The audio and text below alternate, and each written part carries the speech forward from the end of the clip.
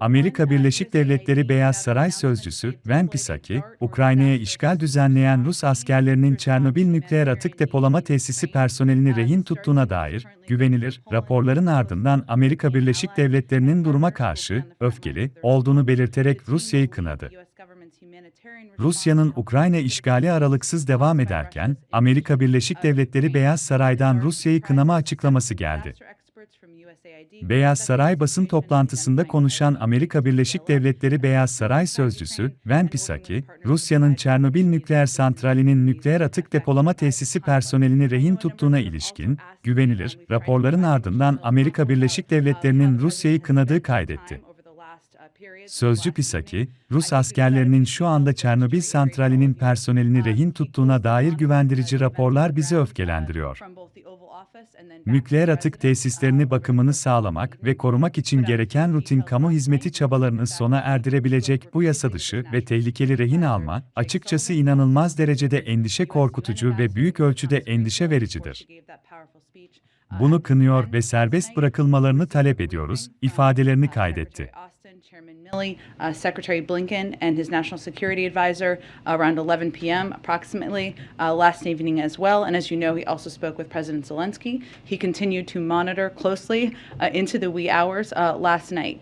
This morning, as you all know, he met for just about an hour with his national security team, which included both a full table in the room and full members from the cabinet, from the national security team on the screen.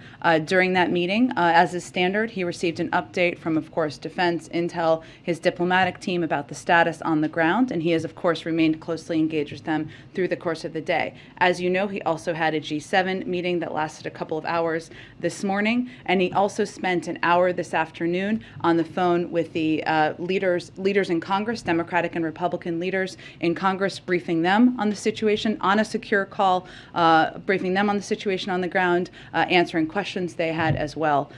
So that has been his day to date, and he is continuing, of course, to focus on other priorities as president. But why don't we go to you, Zeke? Thanks, Jen. Just picking up on that, has the president made any additional foreign leader calls today? Has he spoken to President Zelensky since their call last evening?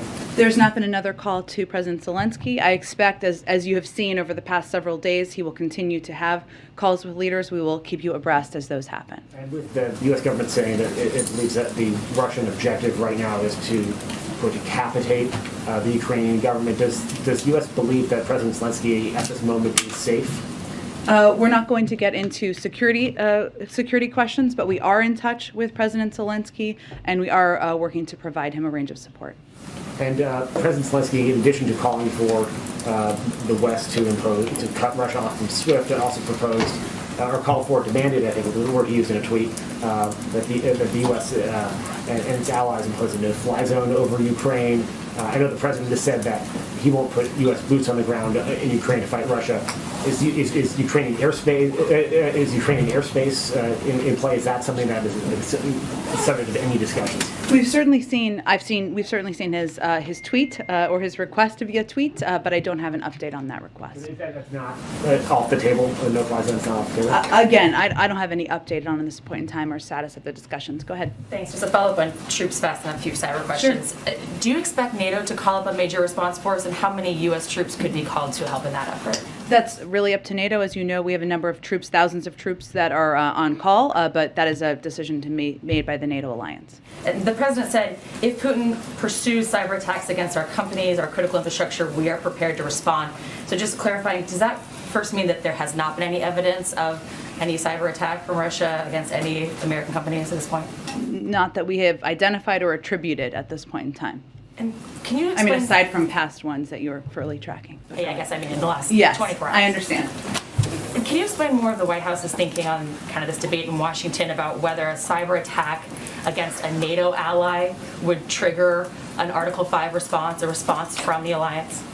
Well, that again is up to the NATO alliance to determine, but obviously a cyber attack does constitute an attack, so that would certainly be a point of discussion among the NATO members. Okay, one more really fast. On the USAID disaster response you just mentioned, a 17-person team, Is that enough? I mean, we're talking about, we've heard you guys talk about the potential of hundreds of thousands of You're refugees. absolutely right, and I think that's an important point. But what we're trying to do here is provide any incremental update on the status of what our work is.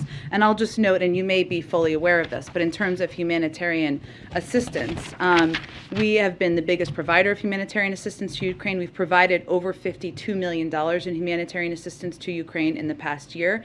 Over the past few weeks, we've committed additional funding and supplies to humanitarian organizations. There's been a specific need and therefore a focus on support services, food, clean water, hygiene, shelter, trauma, primary health care, and we are prepared to certainly provide a significant amount more. So this is just one step, obviously less than 24 hours after the events of last night, and we will continue to plus up from here. Go ahead. Jen, there are a number of protests within Russia itself. Are you monitoring this? What's your message to them? Well, there certainly are, and I know with everything going on, this may not have caught everybody's attention, but let me just note that, today we're seeing Russian people in the streets, open letters from leading Russian journalists and cultural figures denouncing President Putin's war of choice, and reports of Russian mothers concerned about the reckless deployment of their sons to this fratricidal war. I think it's important to remember back in 2014 when they didn't even acknowledge that they were sending Russian soldiers. They didn't even acknowledge when there were body bags coming back from Ukraine into Russia. And there is an outcry in the streets by Russian people, by more Russian people than I think many would expect. So despite Putin's crackdown at home, dissenting views remain. And I think that's important to note. To publicly protest against President Putin and his war is a deeply courageous act. Their actions show the world that despite the Kremlin's propaganda, there are Russian people who profoundly disagree with what he is doing in Ukraine. One more. Speaker Pelosi's talking about sending $600 million in lethal aid to Ukraine. Is this something you support? We are in conversations with Congress, and I mentioned the president spoke with leaders just earlier this afternoon. I don't have an exact number, but those are ongoing conversations about what needs the Ukrainians have on the ground in a variety of categories: security, humanitarian, other economic assistance. Go ahead. Does the U.S. have any analysis to indicate that there is dissent or division within Putin's government, or is it your understanding that Putin's government is united in this war? It's an interesting question, and Jamie, without getting into intelligence, which obviously we look at, I mentioned obviously Russians protesting in the streets. That's not exactly what you asked about, but if you watched the meeting President Putin had with members of his national security team the other day, it was quite striking, the back and forth he had with his intel chief in that meeting.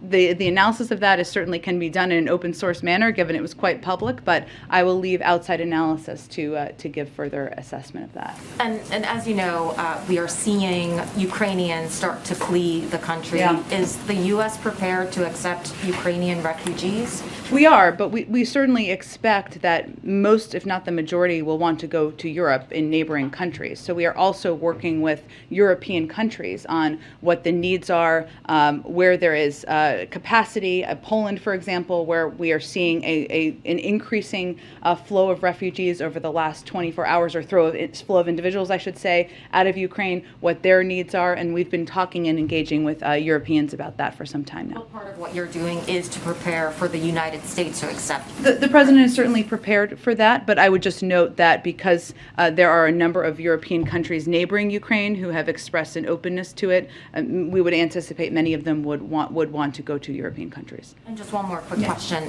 The president, of course, has repeatedly said that American troops will not enter Ukraine. Yeah. Is there any scenario that has been discussed where that decision might be reconsidered?